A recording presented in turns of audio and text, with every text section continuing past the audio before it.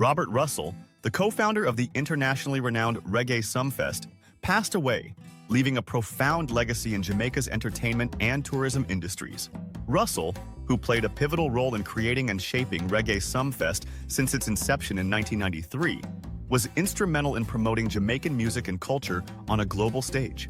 Reggae Sumfest, often dubbed the greatest reggae show on earth, became a platform for showcasing Jamaican talent and a major draw for international visitors.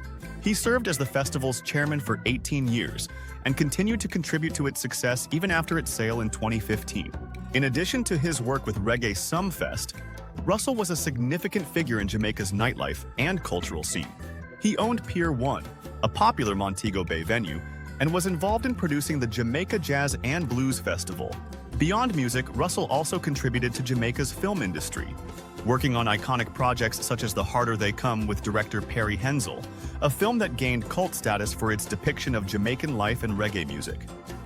Recognized for his contributions, Russel was honored with the Order of Distinction in the rank of Commander, CD, for his impact on music, entertainment, tourism, and film. His dedication to fostering Jamaican culture and his entrepreneurial spirit have left a lasting impression on the country's creative and economic sectors. His passing marks the end of an era, but his legacy continues to inspire future generations of Jamaican artists and entrepreneurs. Like and share, subscribe, comment.